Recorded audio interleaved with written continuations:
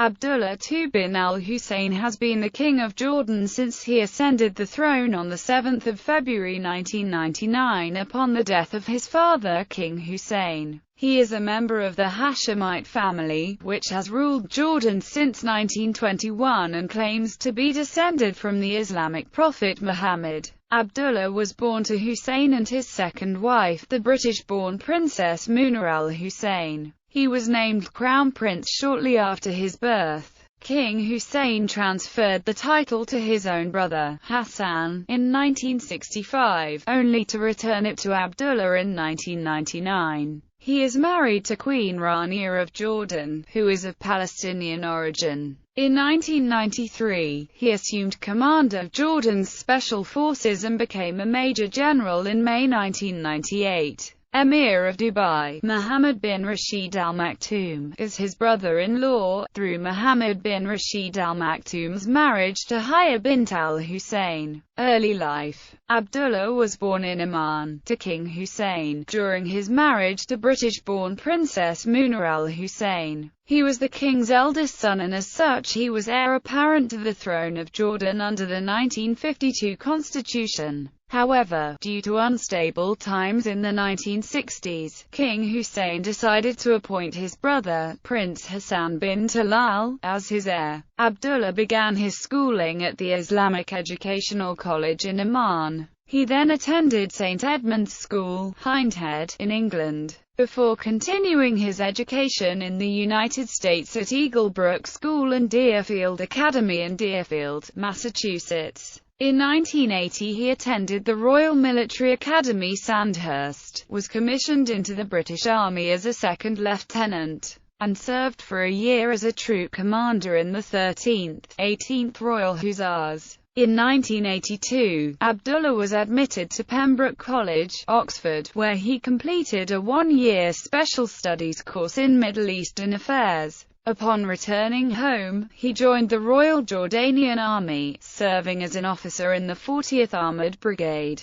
and undergoing a parachuting and free-fall course. In 1985, he attended the Armoured Officers Advanced Course at Fort Knox, and in 1986, he became commander of a tank company in the 91st Armoured Brigade, holding the rank of captain. He also served with the Royal Jordanian Air Force in its anti-tank wing, where he was trained to fly Cobra attack helicopters. In 1987, he attended the Edmund A. Walsh School of Foreign Service at Georgetown University in Washington, D.C. In 1993, he assumed command of Jordan's Special Forces and became a major general in May 1998. In the 1960s, King Hussein had arranged for the throne to pass to his brother and then to his son Prince Ali bin al-Hussein, but he later decided to change his mind. He seriously considered appointing one of his nephews as heir, but on his deathbed, on 25 January 1999, he named Abdullah as his heir. King of Jordan. Abdullah became king on 7 February 1999, upon the death of his father King Hussein. Hussein had recently named him Crown Prince on 24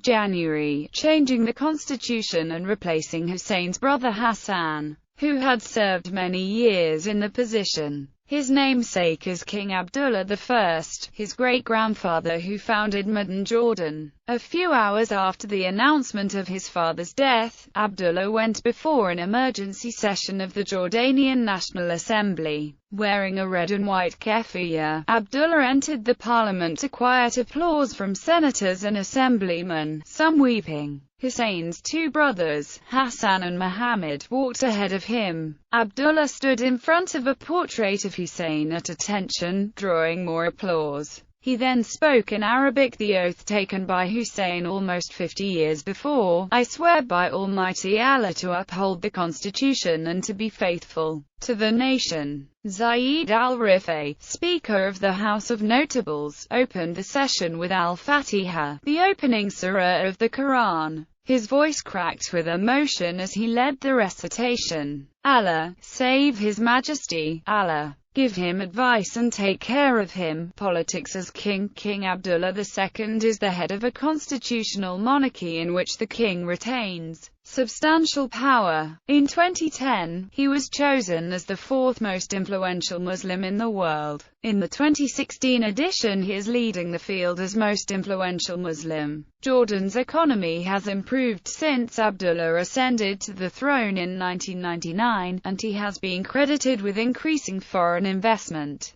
improving public-private partnerships, and providing the foundation for a Kaba's free trade zone and Jordan's flourishing ICT sector. He also set up 5 other special economic zones: Irbid, Ajlan, Mafraq, Man and the Dead Sea. As a result of these reforms, Jordan's economic growth has doubled to 6% annually under King Abdullah's rule compared to the latter half of the 1990s. Foreign direct investment from the West as well as the countries of the Persian Gulf has continued to increase. He also negotiated a free trade agreement with the United States, which was the third free trade agreement for the U.S., and the first with an Arab country. In 2008, King Abdullah began his Decent Housing for Decent Living campaign, in which all Jordanian citizens and Palestinian refugees will be guaranteed residential housing with access to community needs such as health, education, and community activities. Abdullah's speech at the Catholic University of America's Columbus School of Law in September 2005 was entitled Traditional Islam: The Path to Peace. While en route to the United States,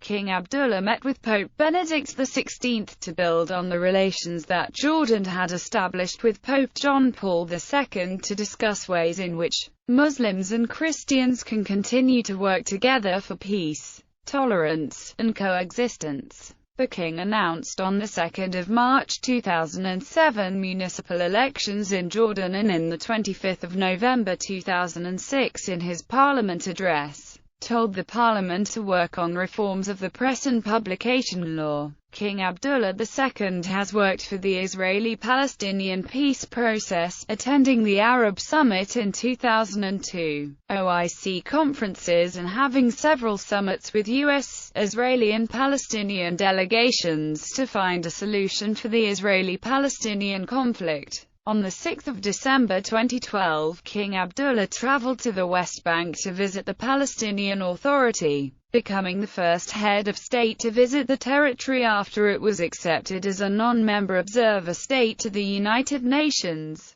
Jordan received criticism when Tujan al-Faisal, Jordan's first female member of parliament and an outspoken advocate for freedom of expression and human rights, was jailed for slandering the government after she charged it with corruption in a letter to Abdullah. She was pardoned and released by King Abdullah. Despite these events, King Abdullah has continued his aggressive liberalization of Jordan's media. He recently issued a declaration forbidding detention of journalists in Jordan. Major General Yair Naver, GOC of the Israel Defense Forces Home Front Command and former GOC of Israeli Central Command, said in a gathering with reporters that King Abdullah might fall and that he could be Jordan's last king. The statement created tension between the two countries, and afterwards Naver retracted his statement and apologized. Later, the Israeli Prime Minister Olmert expressed the disagreement of Israel with Naver's statement, and referred to it as a personal and irrelevant view. In March 2007, Ehud Olmert commented on any American withdrawal from Iraq by saying that Israel is worried a hasty American withdrawal from Iraq could have negative impact on the Hashemite regime in Jordan. Jordan's spokesman Nasser Jordan replied by saying, "The Israeli Prime Minister should worry about his political future before worrying about us." King Abdullah has a strong belief in a powerful military and has led Jordan into adopting quality over quantity policy. This policy has led Jordan to acquire advanced weaponry and greatly increase and enhance its F-16 fighter jet fleet. The ground forces have acquired the Challenger 1 main battle tank, a vehicle far superior to the T-72 55th tanks that have traditionally dominated Arab armies. Abdullah has made women's rights an important part of his dynasty. Successor line of succession to the Jordanian throne. On 28 November 2004, Abdullah removed the title of Crown Prince from his half-brother, Hamza, whom he had appointed on 7 February 1999, in accordance with their father's wishes. In a letter from Abdullah to Hamza, read on Jordanian state television, he said, "Your holding this symbolic position has restrained your freedom and hindered our entrusting you with certain responsibilities that you are fully qualified to undertake." No successor to the title was named at that time, but it was anticipated that Abdullah intended to appoint formally his own son and new heir apparent, Prince Hussein, as Crown Prince. Hussein was granted the title on 2 July 2009. Democracy in Jordan. In 2005, BBC International published an article titled "Jordan Edging Towards Democracy," where King Abdullah expressed his intentions of making Jordan a democratic country. According to the article, President George W. Bush urged King Abdullah, a U.S. ally, to take steps towards democracy. Thus far, however, democratic development has been limited, with the monarchy maintaining most power and its allies dominating parliament. Elections were held in November 2010, and following the Arab Spring in 2011, a new prime minister was appointed. In June 2011, the king announced a move to a British style of cabinet government, but it is still under debate. In 2015, the one-vote system was introduced, which aims, according to the Jordanian government, to revive the political, democratic and parliamentary life in Jordan. Economic liberalization. Jordan has embarked on an aggressive economic liberalization program under King Abdullah II in an effort to stimulate the economy and raise the standard of living. Jordan's economic growth peaked at 8% in 2004 and has been averaging at 7%. King Abdullah II has liberalized the telecommunications sector and has implemented an ICT curriculum into Jordan's education system. This has made Jordan's telecommunications sector the most competitive in the region. King Abdullah called on the government to lower internet prices in an effort to increase internet penetration to 50% by 2010. He is also very involved in promoting Jordan's tourism sector, especially with the establishment of the Aqaba Special Economic Zone. Under King Abdullah II, the air transport sector was liberalized. Also, King Abdullah II established 6 special economic zones: Aqaba, Man, Mafraq, Erbad, the Dead Sea, and Ajloun. Each SEZ has its own niche which will carve a unique identity for that region of Jordan. The Aqaba SEZ is primarily devoted to tourism and industry. The Man SEZ is industrial, primarily with a focus on renewable energy resources, especially solar energy. The world's largest solar power plant will be constructed in Man. The Mafraq SEZ will become a regional hub in transport and logistics with planned air, road, and rail connections to neighboring countries. The Erbad SEZ is adjacent to the Jordan University of Science and Technology, and it will focus on scientific and medical facilities. The recently launched Dead Sea Zone will focus on tourism and entertainment. The Ajloun SEZ consists of 24 proposed tourism projects, including a 2,000-dwelling tourism city that will comprise 900 hotel rooms, restaurants, and other entertainment facilities with environmental considerations. His efforts have turned Jordan into the freest Arab economy and the 9th highest economy in the world, according to a 2015 study issued by the Friedrich Naumann Foundation for Liberty. Nuclear plans for Jordan. On 20 January 2007, King Abdullah revealed to Haaretz that Jordan has plans to develop nuclear power for internal energy purposes because, unlike other countries in the region, Jordan has almost no oil. Jordan is one of the few non-petroleum producing nations in the region and is strategically dependent on oil from its neighbor, Iraq. Continuing civil unrest in Iraq puts Jordanian national and energy security at risk. Jordan's first nuclear power plant will be ready by 2016, called Jordan Research and Training Reactor, located in Jordan University of Science and technology in Irbid, which aims to train Jordanian students in the already existing nuclear engineering program. There will be 2 other nuclear reactors to be completed by 2022, which will be located near Qasr Amra. In turn, the nuclear power plants will desalinate the water and pump it to northern Jordan. Interfaith work. In 2010, King Abdullah proposed a World Interfaith Harmony Week at the UN. To promote a culture of peace, the elimination of all forms of intolerance and discrimination based on religion or belief, and the promotion of interreligious dialogue. Regional unrest. Speaking about the unrest in Syria and Iraq,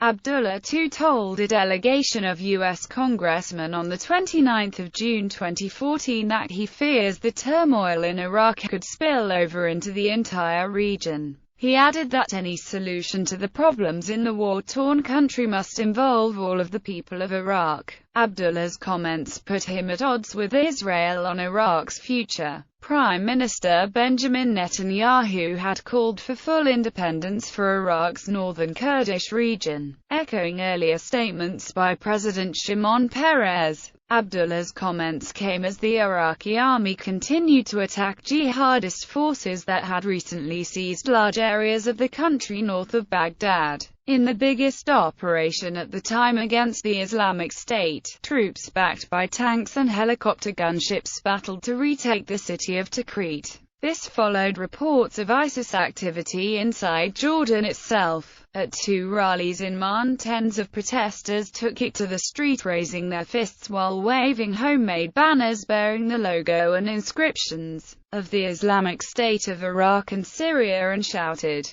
"Down, down with Abdullah, the King of Jordan." Supporters of Islamic State in Jordan is extremely low and even might have become non-existent after the murder of the Jordanian pilot Muath al-Qasisbeh by the Islamic State in February 2015. Increased powers. In August 2014, the Jordanian government announced that it would ask Parliament to approve 2 constitutional amendments giving King Abdullah sole authority to appoint the head of the armed forces and director of the kingdom's General Intelligence Department. Almost 3 years earlier, in October 2011, in response to public protests calling for political reforms, King Abdullah II had approved a number of constitutional amendments that curtailed some of his powers and allowed for the creation of a constitutional court and an independent elections commission. Family and personal life. King Abdullah is married to Rania al-Abdullah of Palestinian origin. He is the first king of Jordan who has never had more than 1 wife.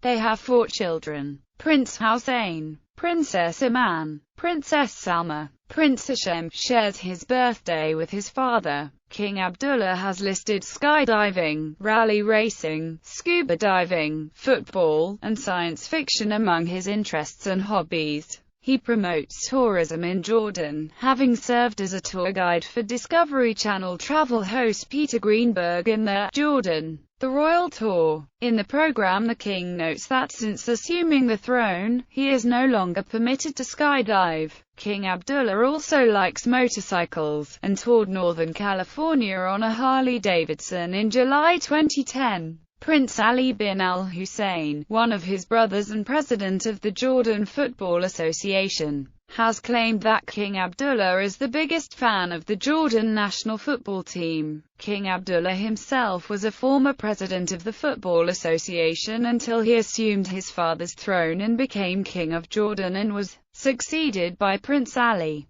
King Abdullah attended Deerfield Academy in his youth, and in appreciation of the schooling he received, he has created King's Academy, a sister institution, in Jordan. He hired Deerfield headmaster Eric Widmer to lead it, along with many other Deerfield staff. Prior to Deerfield, King Abdullah attended Eagle Brook School. He is the Colonel-in-Chief of the UK Light Dragoons Regiment. His previous connection to the unit includes his service as a troop leader in the 13th, 18th Royal Hussars. He is a fan of the science fiction series Star Trek. In 1996, while still a prince, he appeared briefly in the Star Trek Voyager episode, Investigations, in a non-speaking role, as he is not a member of the Screen Actors Guild. A Star Trek theme park is planned to open in 2020 as part of the $1.50 billion The Red Sea Estuarian project in Aqaba, with the King being the majority local investor. His interest in the film industry has also influenced his decision to create the Red Sea Institute of Cinematic Arts in the Red Sea coastal town of Aqaba, in partnership with the University of Southern California School of Cinematic Arts on 20 September 2006. When the producers of Transformers: